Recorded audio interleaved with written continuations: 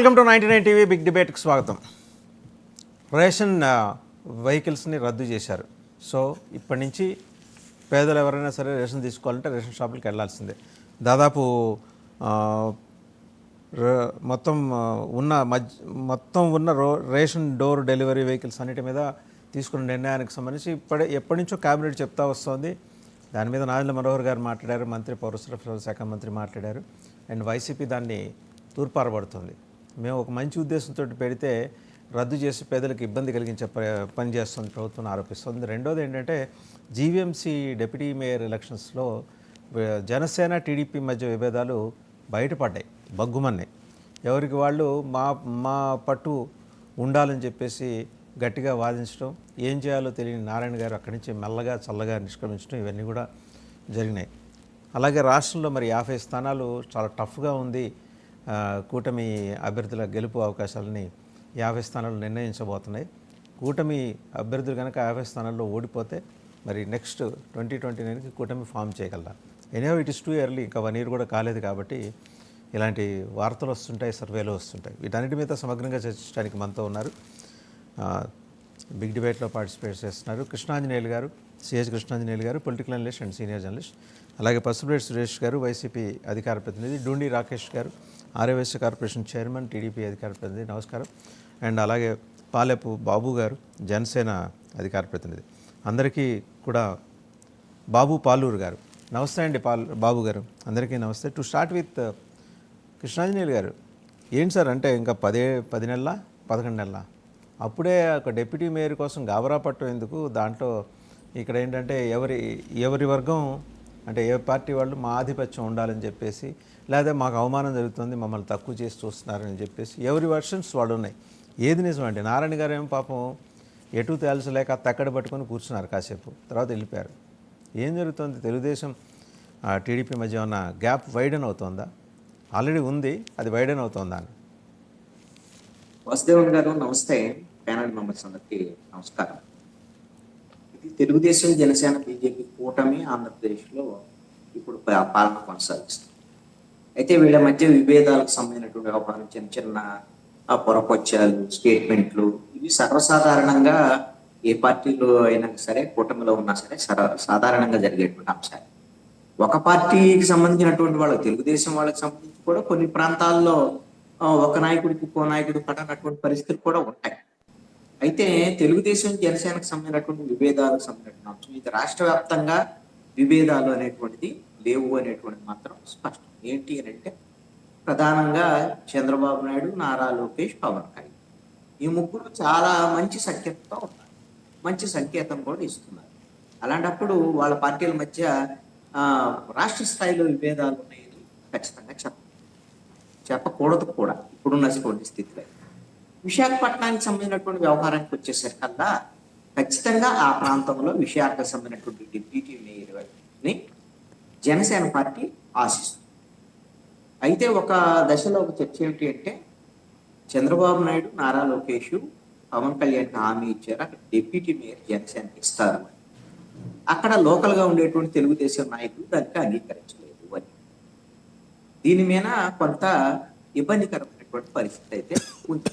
మరి వాళ్ళ అధినాయకత్వము వాళ్ళని సర్ది చెప్పి రెండు పార్టీల మధ్య అక్కడ ఉండేటువంటి విశాఖపట్నంలో ఉండేటువంటి విభేదాలు మరింత పెరగకుండా చూసుకునేటువంటి బాధ్యత అధినాయకత్వం మీద ఉంటుంది. ఎందుకంటే ఒక్కసారి చిన్న విభేదాలు అనేటువంటిది ప్రారంభమైతే అది మరింత పెరగటానికి అవకాశం ఉండొచ్చు. కేవలం డిప్యూటీ మేయర్కి సంబంధించినటువంటి అంశం ఒక్కటే కాదు, అక్కడ సంబంధించి విశాఖ సౌత్ ఎమ్మెల్యే వంశీకృష్ణ శ్రీనివాస్, అదేవిధంగా అక్కడ ఉన్నటువంటి తెలుగుదేశం పార్టీ నియోజకవర్గ ఇన్ఛార్జి సుధాకర్, వీళ్ళ మధ్య ఉండేటువంటి ఆధిపత్య పోరాటం, ఇటు వ్యవహారం, ఇవన్నీ కూడా కొన్ని ఉన్నాయి. అయితే నిన్న మంత్రి నారాయణ సమక్షంలో వచ్చినటువంటి ఒక ప్రతిపాదన ఏంటంటే ఈ రెండు పార్టీల మధ్య జనసేనకు సంబంధించినటువంటి వాళ్ళు ఒక కీలకమైనటువంటి కొన్ని ప్రతిపాదనలు చేసినట్టు ఒక సమాచారం. ఏమిటి అని అంటే అధికారుల నియామకాలు, ట్రాన్స్ఫర్స్, వీటికి సంబంధించినటువంటి వ్యవహారాల్లో మా అభిప్రాయాలను కూడా తీసుకోవాలి, మేము ప్రతిపాదించినటువంటి వాటిని కూడా ఆమోదించాలి, మేము కూడా కూటమిలో ఉన్నాం కదా అనేటువంటి అంశాన్ని జనసేన వాళ్ళు ప్రతిపాదించారు. అయితే మరి దానికి తెలుగుదేశం పార్టీకి సంబంధించినటువంటి వాళ్ళు ఆల్రెడీ ఎమ్మెల్యేలుగా ఉన్నటువంటి మరి మా పరిస్థితి ఏంటి? జనసేన వాళ్ళు బీజేపీ వాళ్ళు చెప్పినటువంటి వాళ్ళని అధికారులు అన్నది చేసి మరి ఎమ్మెల్యే మేమేం చేయాలి అనేటువంటి దాని మీద తెలుగుదేశం వాళ్ళకి సంబంధించి. ఇక్కడ జనసేన బీజేపీకి సంబంధించినటువంటి వాళ్ళ నియోజకవర్గాలు ఎవరైతే జనసేన బీజేపీ గెలిచిన నియోజకవర్గాలు వాళ్ళదే పెత్తనం. ఇప్పుడు పిఠాపురంలో ఆ, Pawan Kalyan MLA, deputy CM ఆయన రాష్ట్ర ఎమ్మెల్యే. ఇప్పుడు అక్కడ ఉండేటువంటి వర్మ వ్యవహారం ఇవన్నీ వర్మ చెప్పిన వాళ్ళని ఎవరినన్నా తెలుగుదేశం పార్టీ, ఎందుకంటే ముఖ్యమంత్రి తెలుగుదేశం, ప్రభుత్వమే తెలుగుదేశం, మరి వర్మ చెప్పిన వాళ్ళు ఎవరన్నా అధికారులను వేస్తారా? వర్మ చెప్పినట్టుగా వింటారా? వినరు కదా. ఎక్కడైతే బీజేపీ జనసేన సంబంధించినటువంటి వాళ్ళ ఎమ్మెల్యేలు ఉన్నారో వాళ్ళ పెత్తనం వరకు అక్కడ కుదురుతుంది. అక్కడ తెలుగుదేశం వాళ్ళకి సంబంధించినటువంటి వాళ్ళ సూచనల్ని సలహాలని పాటిస్తారు. అదే తరహాలో ఇప్పుడు తెలుగుదేశం ఎమ్మెల్యేలు ఉన్న చోట జనసేన బీజేపీకి సంబంధించినటువంటి వాళ్ళు వాళ్ళ పార్టీ కూటమికి సంబంధించినటువంటి అంతర్గత సమావేశాల్లో వాళ్ళ ప్రతిపాదన చేయొచ్చు. దానికి ఆమోదం ఉంటే ఆమోదం ఉంటుంది, ఆమోదం లేదు అనుకోండి సర్దుకోవాల్సినటువంటి బాధ్యత జనసేన బీజేపీ మీద ఉంటుంది. అలా సర్దుకోలేదనుకోండి, సర్దుకోకపోతే చిన్న చిన్న ఘర్షణ వాతావరణం. ఇది కేవలము అధికారులకు సంబంధించినటువంటి వ్యవహారము, ట్రాన్స్ఫర్స్ ఇవి ఒక్కటే కాదండి. అసలు అసలు తెలియని విషయాలు, మన బయటికి రానటువంటి విషయాలు ఏంటంటే వాసుదేవన్ గారు, వాటాలకు సంబంధించినటువంటి వ్యవహారం ఏ ప్రభుత్వం ఉన్నా సరే వాటాలు ఏంటి, ఆ నియోజకవర్గంలో వచ్చేటువంటి అంటే ఇప్పుడు నడుస్తున్న రేషియో 70-20-10 కదా, 70:20:10 అని. అంటే బయట టాక్ అండి 60-30-10. అంటే ఇప్పుడు సపోజ్ తెలుగుదేశం ఎమ్మెల్యే ఉన్న చోట అంటే తెలుగుదేశం 60%, జనసేన 30-10 బీజేపీ. అలాగే జనసేన ఉంటే ఇది నామినేటెడ్. అవును, ఈ మూడు పార్టీలు ఒక అంగీకారానికి వచ్చాయి కదా, మళ్ళీ ఎందుకు విభేదాలు ఈ విషయంలో? అంటే దీని ప్రకారంగా ఇప్పుడు నామినేటెడ్ పోస్టులు ఓకేనండి.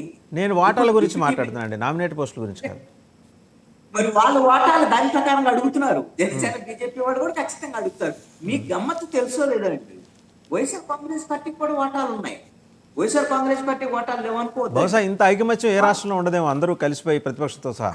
ఏ క్లాస్ గా మీరు ఏ రకాల కుంభకోణాలు జరిగినా, అవినీతి జరిగినా ఖచ్చితంగా ప్రధానమైనటువంటి ప్రతిపక్షంతో పాటు అధికారంలో ఉండేటువంటి పక్షంలో మూడు పార్టీలకి వాటాలు కావాలి.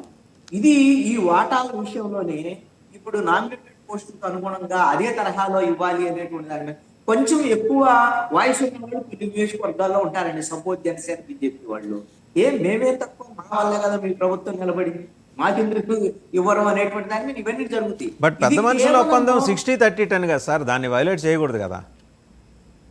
అదేమన్నా వాటాల కోసం వేసిందా అండి?